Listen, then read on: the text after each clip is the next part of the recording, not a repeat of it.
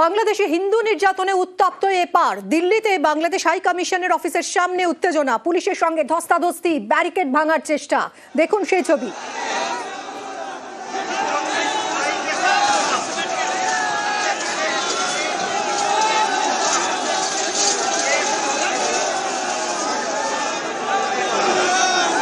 দীপু দাসকে পিটিয়ে পুড়িয়ে খুনের প্রতিবাদ, বাংলাদেশে হিন্দু নির্যাতনের প্রতিবাদ। দিল্লিতে বিশ্ব হিন্দু পরিষদের বিক্ষোভে উত্তেজনা ছড়ায়। বাংলাদেশে হিন্দু নির্যাতনে উত্তপ্ত এপার দিল্লিতে বাংলাদেশ হাই কমিশনের সামনে উত্তেজনা। বিশ্ব হিন্দু পরিষদের বিক্ষোভে উত্তেজনা। দিল্লিতে বাংলাদেশ হাই কমিশনের অফিসের সামনে পুলিশ ব্যারিকেড দিয়ে বিক্ষোভকারীদের আটকানোর চেষ্টা করে। বিক্ষোভকারীরা ব্যারিকেড সরিয়ে এগিয়ে যাওয়ার চেষ্টা করে, উত্তেজনা ছড়ায়। কি পরিস্থিতি এখন জানবো, আমাদের সঙ্গে রয়েছেন আমাদের প্রতিনিধি नीरज कुमार। नीरज, अभी क्या स्थिति है, हालत कितने नियंत्रण में है? मिनी देखिए, बांग्लादेश हाई कमीशन के बाहर पहुंचना चाहते थे विश्व हिंदू परिषद और बजरंग दल के कार्यकर्ता, लेकिन पुलिस ने कई घेरा बना रखा था। जो 5 से 6 घेरे बांग्लादेश उच्चायोग तक बने हुए थे और इनको एक स्थानीय मेट्रो स्टेशन तक पहुंचना था। स्थानीय मेट्रो स्टेशन से जब इन्होंने शुरुआत की, पहला बैरिकेड तोड़ा, दूसरे बैरिकेड को भी आधा अधूरा तोड़ने में कामयाब रहे। लेकिन अब जो है विश्व हिंदू परिषद और बजरंग दल के कार्यकर्ताओं की संख्या जो है प्रोटेस्ट स्थल पे थोड़ी कम हो गई है। हालांकि बार बार ये दोहरा रहे हैं कि इनकी जो आवाज थी, ये अपना प्रोटेस्ट शांतिपूर्ण तरीके से कर रहे हैं, इसलिए जो आवाज पहुंचानी थी वो उन्होंने पहुंचा दिया बांग्लादेश उच्चायोग के समक्ष। हालांकि पुलिस ने उन्हें वहां से 1 किलोमीटर की दूरी पर ही रोक दिया और लगातार यही मांग थी बांग्लादेश के खिलाफ की, बांग्लादेश के यूनुस सरकार के खिलाफ की, हिंदुओं के खिलाफ जो अत्याचार हो रहा है, जो वहां दीपू दास की हत्या हुई, उनके खिलाफ यूनुस सरकार कड़ी कार्रवाई करे, दीपू चंद्र दास के हत्यारे को गिरफ्तार करके सजा दिलाए। हालांकि 10 लोगों की गिरफ्तारी भले हुई है, लेकिन जो यहाँ प्रदर्शनकारी थे विश्व हिंदू परिषद और बजरंग दल के, वो यूनुस सरकार की कार्रवाई से संतुष्ट नहीं थे और लगातार जो हिंदुओं पे हमले हो रहे, अत्याचार हो रहे, उसके खिलाफ आवाज बुलंद कर रहे थे। बहुत बहुत शुक्रिया। আমরা কথা বললাম আমাদের প্রতিনিধি নীরজ কুমারের সঙ্গে। বাংলাদেশে হিন্দু নির্যাতনে দিল্লিতে বাংলাদেশ হাই কমিশনের অফিসের সামনে উত্তেজনা ছড়ায়। দীপু দাসকে পিটিয়ে পুড়িয়ে খুনের প্রতিবাদ, বাংলাদেশে হিন্দু নির্যাতনের প্রতিবাদ। শুধুমাত্র রাজধানী দিল্লিতেই নয়, কলকাতাতেও বাংলাদেশে হিন্দু নির্যাতনের আজ কলকাতাতেও শিয়ালদায় হিন্দু জাগরণ মঞ্চের বিক্ষোভ। দীপু দাসকে খুনের প্রতিবাদে বিক্ষোভ। সরাসরি কথা বলবো, সুদীপ্ত রয়েছে সঙ্গে। সুদীপ্ত, কি পরিস্থিতি এখন?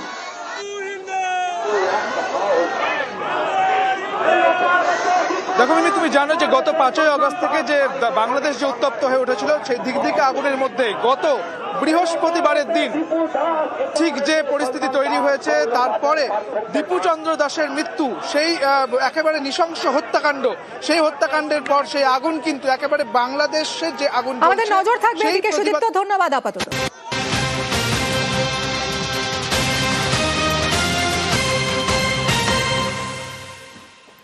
এই মুহূর্তের খবর আপনাদের জানাই। হাঁসখালি গণধর্ষণ কাণ্ডে মৃত্যুতে 3 জনের যাবজ্জীবন, মূল 3 অভিযুক্তের যাবজ্জীবন সাজা।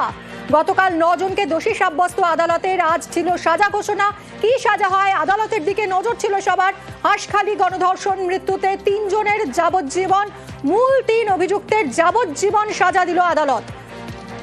ইতিমধ্যেই 9 জনকে দোষী সাব্যস্ত করেছে আদালত। গতকালই 9 জন দোষী সাব্যস্ত হয় এবং হাঁসখালিতে যে নৃশংস ঘটনা ঘটেছিল 2022 সালে, ছাত্রীকে জন্মদিনের পার্টিতে ডেকে নিয়ে গিয়ে গণধর্ষণ, তারপর অতিরিক্ত রক্তক্ষরণে তার মৃত্যু হয় এবং সেই ঘটনায় 9 জন গতকালই দোষী সাব্যস্ত হয়েছিল। আজ সাজা ঘোষণা হলো। মূল অভিযুক্ত 3 জন, 3 দোষীর যাবজ্জীবন সাজা। রঞ্জিত রয়েছে সঙ্গে, আরো জানাবে রঞ্জিত। 9 জনের মধ্যে 3 জনকে যাবজ্জীবন সাজা দিয়েছে রানাঘাট এডিকে পক্সো আদালত। আমাকে জানা কি সোহেল গয়ালি, প্রভাকর পোদ্দার এবং রঞ্জিত মল্লিক। এই সোহেল গয়ালির বাড়িতে কিন্তু সেদিন জন্মদিনের পার্টি হয়েছিল, সেখানে কিন্তু গণধর্ষণ করা হয় এবং সেটা প্রমাণিত হয়েছিল। গতকালই তাদেরকে দোষী সাব্যস্ত করেছিল। পক্সো 6 নম্বর ধারাতে আরো 20 বছর তাদের সাজা দিয়েছে বিচারক। পাশাপাশি যারা অন্যরা রয়েছে, সমরেন্দ্র গয়ালি, যে সোহেল গয়ালির বাবা, দীপ্ত গয়ালি, পীযুষ কান্তি ভক্ত, তাদেরকে 5 বছর সাজা ঘোষণা করেছেন। অন্যদিকে অংশুমান বাগচি যিনি দাহ করেছিলেন তাকে 3 বছর সাজা ঘোষণা করা হয়েছে। তবে সুরজিৎ রায় এবং আকাশ বড়াই এদের দুজনকে 1 বছরের জন্য ছাড় দেওয়া হয়েছে ব্যক্তিগত 50,000 টাকার বন্ডে। তার মধ্যে সুরজিৎ রায় ঘটনার সময় মাইনর ছিলেন, কিন্তু আকাশ বড়াই তার গুড কন্ডিশন অর্থাৎ তার বিহেভিয়ার দেখে তাকে ছাড় দেওয়া হয়েছে। তবে এই 1 বছর তাদেরকে যে তদন্তকারী অফিসার রয়েছে তার সাথে নিয়মিত তাদেরকে যোগাযোগ রাখতে হবে, এমনটাই কিন্তু রায়ে বলা হয়েছে। এই মুহূর্তে জানি নাকি এই ঘটনায় 3 জনকে যাবজ্জীবন সাজা শুনিয়েছে রানাঘাট এডিজি আদালত। এবং তবে যারা আসামির পক্ষে যে আইনজীবী রয়েছে তারা কিন্তু এই রায়ে খুশি হয়। তাদের যেটা বক্তব্য যে এভিডেন্স কোর্টে সাবমিট করা হয়েছে সেক্ষেত্রে তারা সন্তুষ্ট নয়। সেক্ষেত্রে যে গণধর্ষণের যে ধারাতে তাকে যে সাজা দেওয়া হয়েছে সেটা কিন্তু প্রুভ করা হয়নি, এমনটাই দাবি করা হচ্ছে এবং এই বিষয়ে তারা হাইকোর্টে পর্যন্ত যাবে। তবে যেই রায় হয়েছে তার মধ্যে 9 জনের মধ্যে 3 জনকে যাবজ্জীবন সাজা, পাশাপাশি পক্সো আইনে পক্সো 6 নম্বর ধারায় আরো 20 বছর এবং সমস্ত সাজা কিন্তু একসাথেই চলবে। এই মুহূর্তে জানি নাকি রানাঘাটের যে হাঁসখালির যে ঘটনা সেই ঘটনার প্রায় 3 বছর অতিক্রান্ত, আজ কিন্তু সেই রায়ের ঘটনার সাজা ঘোষণা করলো রানাঘাট এডিজি আদালত। রঞ্জিত, আরো একবার সুস্পষ্টভাবে জানতে চাইবে যে 9 জন গতকাল দোষী সাব্যস্ত হয়েছিল, তাদের মধ্যে 3 জনের যাবজ্জীবন সাজা হলো, বাকিদের কি হলো আরো একটু ডিটেলে জানাও। দেখো, সোহেল গোয়ালি, প্রভাকর পোদ্দার, রঞ্জিত মল্লিক এদের যাবজ্জীবন সাজা হয়েছে। তার মধ্যে এবং বাকি যে 6 জনের মধ্যে 2 জনকে 1 বছরে 50,000 টাকা ব্যক্তিগত বন্ডে বিচারক ছাড় দিচ্ছে। সেখানে শর্ত রয়েছে যে তদন্তকারী যে অফিসার রয়েছে সেখানে তাদেরকে নিয়মিত জোর রাখতে হবে এবং তার যে 1 বছর তাদের কোন রকম যদি অপরাধমূলক কোনো কার্যক্রম করে সেক্ষেত্রে কিন্তু ছাড় দেওয়া হবে না। এবং বাকি যে আরো রয়েছে সমরেন্দ্র গোয়ালি, সোহেল গোয়ালি বাবা সমরেন্দ্র গোয়ালি, গোয়ালি এবং কৃষ্ণকান্তি ভক্ত, তাদেরকে 5 বছর এবং 3 বছর সাজা ঘোষণা করা হয়েছে। অন্যদিকে অংশুমান বাগচি যিনি দেহটি দাহ করেছিলেন তাকেও কিন্তু ষড়যন্ত্রের মামলা তাকে 3 বছরের সাজা ঘোষণা করেছে। ওই 9 জনের মধ্যে 2 জনকে 1 বছরের ছাড় দিল, বাকি যে যারা রয়েছে তাদের প্রত্যেককে সাজা ঘোষণা করা হয়েছে। তবে এর মধ্যে 9 জনের মধ্যে যে 2 জনের কথা তুমি বলছো 1 বছরের 50,000 টাকা ব্যক্তিগত বন্ডে ছাড় দেওয়া হয়েছে। একদম, দেখো এর মধ্যে সুরজিৎ রায় সে যখন ঘটনা ঘটে সে তখন নাবালক ছিল, এই মুহূর্তে তার যে বয়স সাবালক। আরেকজন রয়েছে আকাশ বড়াই, তার কিছু ব্যক্তিগত তার যে তথ্য সেই তথ্য অনুযায়ী তাকে ছাড় দেওয়া হচ্ছে। 2 জনকে ছাড় দেওয়া হচ্ছে, সুরজিৎ রায় এবং আকাশ বড়াই। তবে সেখানে শর্ত রয়েছে যে 50,000 টাকা ব্যক্তিগত বন্ডে তাদের ছাড় দিলেও 1 বছরের মধ্যে তাদের কোন রকম যদি অপরাধমূলক ঘটনা ঘটে সেক্ষেত্রে তাদেরকে আর ছাড় দেওয়া হবে না। অন্যদিকে এই 2 জনকে তদন্তকারী অফিসারের সাথে নিয়মিত 1 বছর যোগাযোগ রাখতে হবে, তবে কিন্তু তারা ঠিকঠাক থাকলে তবে তারা ছাড় পাবে। নয়তো 1 বছরের মধ্যে যদি কোনো অপরাধমূলক কাজে জড়িয়ে পড়ে সেক্ষেত্রে কোনো ছাড় দেওয়া হবে না। অর্থাৎ এই সুরজিৎ রায় এবং আকাশ বাড়িকে 50,000 টাকা ব্যক্তিগত বন্ডে 1 বছরের জন্য ছাড় দিয়েছেন বিচারক। কারণ এরা ওই ঘটনার সময় অর্থাৎ 2022 সালে এরা নাবালক ছিল, সেই কারণেই কি এদেরকে ছাড় দেওয়া হলো? দেখো, 2 জনের মধ্যে একজন নাবালক ছিল, সুরজিৎ রায়। সুরজিৎ রায় নাবালক ছিল এবং আকাশ বড়াই বয়স 20 বছর হলেও তার কিছু তার যে তথ্য পাওয়া গেছে এই ঘটনার সাথে যুক্ত হওয়ার সাথে, সেক্ষেত্রে তার যে গুড কন্ডিশন ঠিক এটাই উল্লেখ করা হয়েছে। সেই দিকে তাকিয়ে তাকে কিন্তু ছাড় দেওয়া হচ্ছে। অর্থাৎ সুরজিৎ রায় নাবালক এবং আকাশ বড়াই তার কিছু ব্যক্তিগত ভালো বিষয় কিন্তু পাওয়া গেছে, তার জন্য তাদেরকে 1 বছরে 50,000 টাকা ব্যক্তিগত বন্ডে ছাড় দেওয়া হয়েছে। কিন্তু শর্ত রয়েছে এই 1 বছর তদন্তকারী অফিসারের সাথে নিয়মিত যোগাযোগ রাখতে হবে এবং 1 বছরের মধ্যে কোন রকম অপরাধমূলক যে কার্যক্রম তারা জড়িয়ে পড়ে সেক্ষেত্রে এই মামলাতে তাকে যুক্ত করে নেওয়া বা তাকে ছাড় দেওয়া হবে না। অর্থাৎ এই মামলাতে 9 জনের মধ্যে 2 জনকে 1 বছরে ছাড় দেওয়া হয়েছে, বাকি 7 জনে কিন্তু সাজা হয়েছে। তার মধ্যে 3 জনের যাবজ্জীবন, বাকিদের 5 বছর এবং 3 বছর করে সাজা ঘোষণা করেছে এডিজি আদালত। রঞ্জিত, 3 জনের যাবজ্জীবন সাজা আর যে 2 জন যাদের মূল অভিযুক্ত বলছে আদালত, এই 2 জনের পক্সো 6 নম্বর ধারায় আরো 20 বছরের সাজা এবং সঙ্গে যাবজ্জীবন।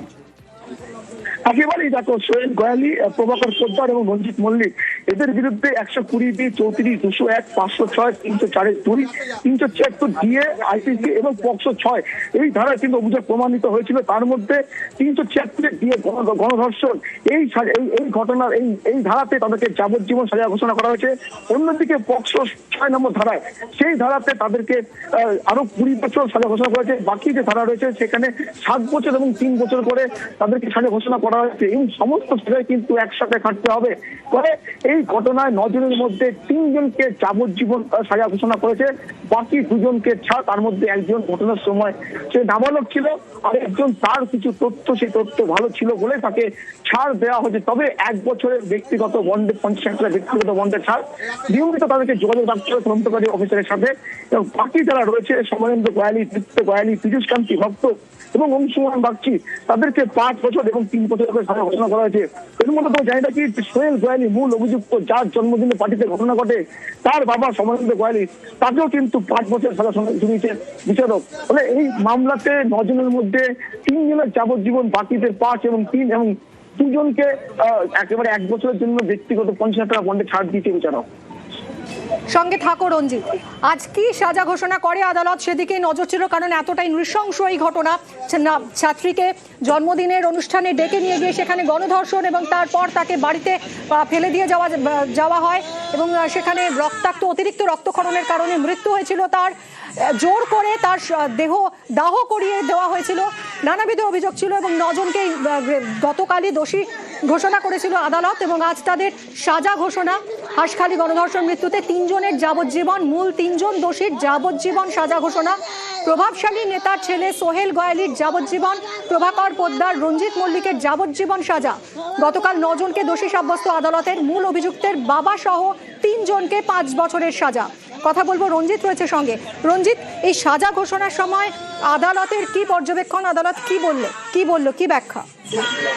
দেখো, গতকালই কিন্তু যখন তাদেরকে দোষী সাব্যস্ত করছিল তখনই বিচারক কিন্তু একটি বিষয় উল্লেখ করেছিলেন যে এই ধরনের ঘটনা, সেই ঘটনা একেবারে সমাজের কাছে অত্যন্ত নিন্দনীয়।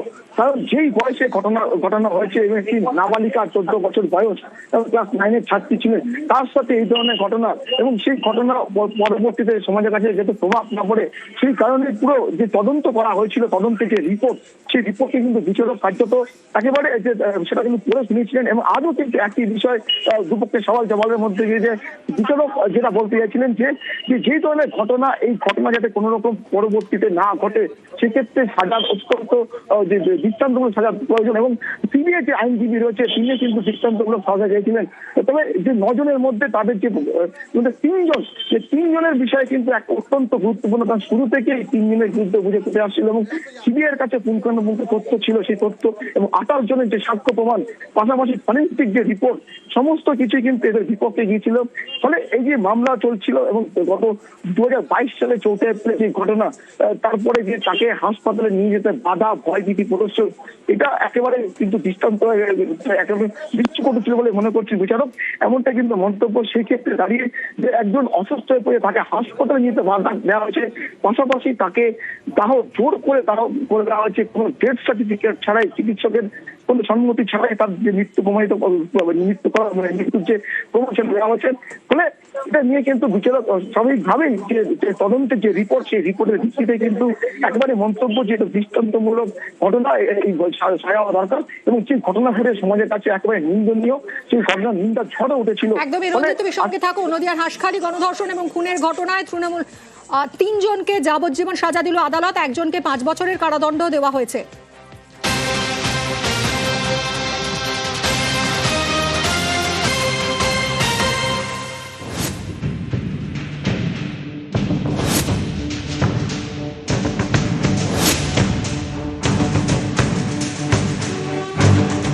বন্ধুর জন্মদিনের পার্টিতে গিয়েছিল নাবালিকা, সেখানেই গণধর্ষণের অভিযোগ। বাড়ি ফেরার পর অতিরিক্ত রক্তক্ষরণে মৃত্যু। এখানেই শেষ নয়, অভিযোগ নাবালিকার বাড়িতে চাপ দিয়ে দ্রুত তড়িঘড়ি শেষকৃত্য করা হয়। 3 বছর আগের এই ঘটনায় সোমবার 9 জনকে দোষী সাব্যস্ত করল রানাঘাট মহকুমা আদালত।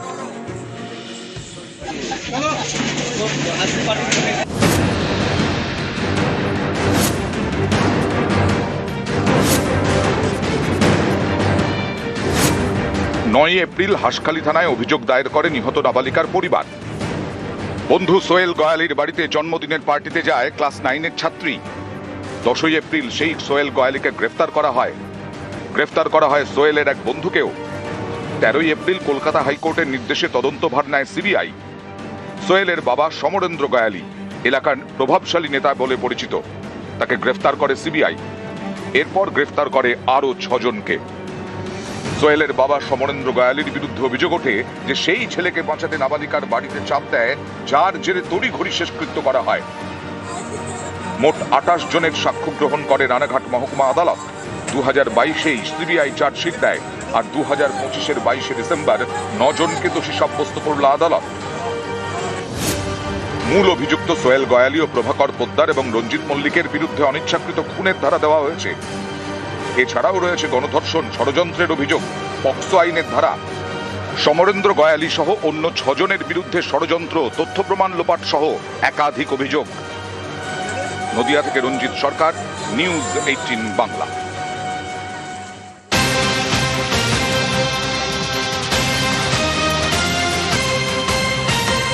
আর এই হাঁসখালির গণধর্ষণ মৃত্যুতে 3 জনের যাবজ্জীবন সাজা ঘোষণা করলো আজ আদালত। গতকালই 9 জনকে দোষী সাব্যস্ত করেছিল আদালত। আজ তাদের সাজা ঘোষণার কথা ছিল। কি তাদের সাজা হয় সেই দিকেই তাকিয়েছিল সকলে, কারণ এতটাই নৃশংস একটা ঘটনা ঘটে গেছিল 2022 সালে।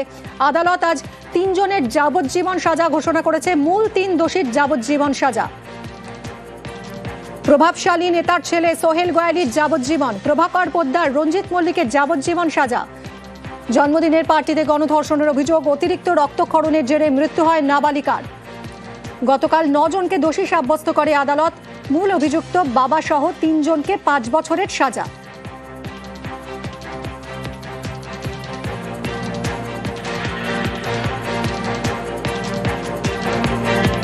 নদিয়ার হাঁসখালিতে নাবালিকাকে গণধর্ষণ, অতিরিক্ত রক্তক্ষরণে মৃত্যু হয় তার। 2022 সালের এই ঘটনায় 9 জনকে দোষী সাব্যস্ত করেছিল রানাঘাট মহকুমা আদালত। আজ সাজা ঘোষণা হলো। মূল অভিযুক্ত 3 জনের যাবজ্জীবন সাজা ঘোষণা। মূল 3 দোষীর যাবজ্জীবন সাজা।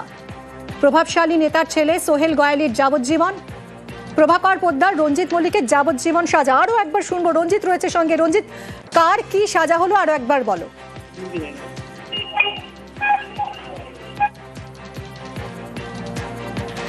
রঞ্জিত, শোনা যাচ্ছে?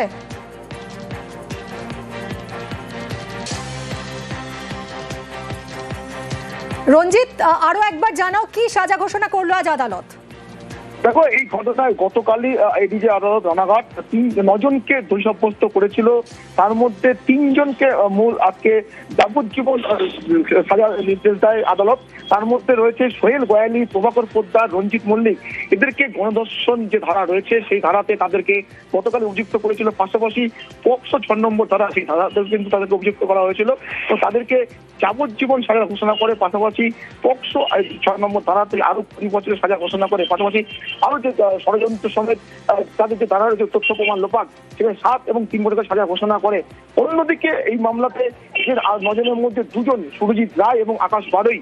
এর মধ্যে সুরজিৎ রায় ঘটনার সময় নাবালক ছিল, তাকে এবং আকাশ বারুই 20 বছর বয়স হলেও তার কিছু তথ্য, সেটা সিবিআই যে চার্জশিট পেশ করেছে সেখানে তার যে বিষয় রয়েছে, সেখানে তার যে কিছু গুড বিহেভিয়ার রয়েছে, সেখানে দাঁড়িয়ে তাদের 2 জনকে, সুরজিৎ রায় এবং আকাশ বারুই, এই 2 জনকে 50,000 টাকা ব্যক্তিগত বন্ডে 1 বছরের জন্য ছাড় দিয়েছে বিচারক। এবং 1 বছরের মধ্যে শর্ত রয়েছে যে তদন্তকারী অফিসার তাদের সাথে নিয়মিত যোগাযোগ রাখতে হবে। অন্যদিকে যদি 1 বছরের মধ্যে কোনো রকম অপরাধমূলক ঘটনার সাথে জড়িয়ে পড়ে, সেক্ষেত্রে ছাড় দেওয়া হবে না। আর যেখানে রয়েছে আরো বাকিরা রয়েছে, সমরেন্দ্র গয়ালি, দীপ্ত গয়ালি এবং কৃষ্ণকান্তি ভক্ত, তাদের বিরুদ্ধে ষড়যন্ত্র, তথ্য প্রমাণ লোপাট একাধিক ধারাতে তারা অভিযুক্ত হয়েছিল এবং তাদেরকে 5 বছর এবং 3 বছর সাজা ঘোষণা করে বিচারক। অন্যদিকে অংশুমান বাগচি, যিনি নাবালিকার দেহ দাহ করে দিয়েছিলেন, সেই অংশুমান বাগচিকে ষড়যন্ত্রের দায়ে 3 বছরের সাজা ঘোষণা করেছে। অর্থাৎ এই 9 জনের মধ্যে 2 জনকে ছাড় দিল, বাকি 7 জনের সাজা ঘোষণা করে বিচারক। পাশাপাশি 3 জন, এই 9 জনের মধ্যে 3 জনের যাবজ্জীবন সাজা ঘোষণা করে সোহেল গয়ালি, প্রভাকর পোদ্দার এবং রঞ্জিত মল্লিক। এই সোহেল গয়ালির বাড়িতেই সেদিন জন্মদিনের অনুষ্ঠান ছিল, সেখানেই নাবালিকাকে গণধর্ষণ করার অভিযোগ ওঠে এবং পরবর্তী সময় নাবালিকা অসুস্থ হয়ে পড়লে তাকে হাসপাতালে নিয়ে যেতে ভয় ভীতি দেখায় পরিবারকে। এবং যখন নাবালিকা বাড়িতেই তার মৃত্যু হয়, এবং তাকে সেখান থেকে কার্যত ভয় ভীতি থেকে তার পরিবারকে ভয় ভীতি দেখিয়ে দাহ করে দেওয়া হয় দ্রুততার সাথে ডেথ সার্টিফিকেট ছাড়াই। এবং এই মামলা প্রথমে রাজ্য সরকার অর্থাৎ রাজ্য পুলিশের কাছে থাকলেও পরবর্তী সময়ে মামলা দায়িত্বভার গ্রহণ করে সিবিআই এবং সিবিআই তদন্তে নেমে 7 জনকে গ্রেপ্তার করে। তার আগে হাসপাতাল থানার পুলিশ 2 জনকে গ্রেপ্তার করেছিল। এর মধ্যে মূল অভিযুক্ত সোহেল গোয়ালি এবং প্রভাকর পুষ্করকে গ্রেপ্তার করেছিল হাসপাতাল থানার পুলিশ। এবং তদন্তে নেমে সিবিআই ফরেন্সিকের যে রিপোর্ট, সেই রিপোর্টটা কিন্তু তারা তৈরি করে। কারণ হচ্ছে যেহেতু মেয়েটির দেহ দাহ করা দেওয়া হয়েছিল, সেক্ষেত্রে তার যে টেস্ট সেগুলো কিন্তু পাওয়া সম্ভব ছিল না। সেক্ষেত্রে দাঁড়িয়ে যে সমরেন্দ্র সোহেল গোয়ালির বাড়ি থেকে বিভিন্ন রকম নমুনা তার সংগ্রহ করেছিল, যে সেখানে গণধর্ষণের যে প্রমাণ, সেই প্রমাণ নেওয়ার জন্য যে সমস্ত বিষাদার আসবাবপত্র রয়েছে সেগুলো তারা তথ্য সংগ্রহ করেছিল। পরবর্তী সময়ে ফরেন্সিক যে রিপোর্ট, সেই রিপোর্টের ভিত্তিতে প্রমাণ হয়েছিল যে গণধর্ষণ করা হয়েছিল নাবালিকাকে। এবং এই পরিপ্রেক্ষিতেই গতকাল রানাঘাট এদিকে আদালত 9 জনকে দোষী সাব্যস্ত করে এবং মূল অভিযুক্ত পদে যারা এর সাথে ষড়যন্ত্রে যুক্ত ছিল তাদেরকেও দোষী সাব্যস্ত করা হয়। আর এছাড়াও 9 জনের মধ্যে 3 জনকে যাবজ্জীবন সাজা ঘোষণা করে, অন্যদিকে 2 জনকে 1 বছরের ব্যক্তিগত দণ্ডে ছাড়, বাকিদের 5 এবং 3 বছরের সাজা ঘোষণা করে রানাঘাট এদিকে আদালত। ধন্যবাদ রঞ্জিত।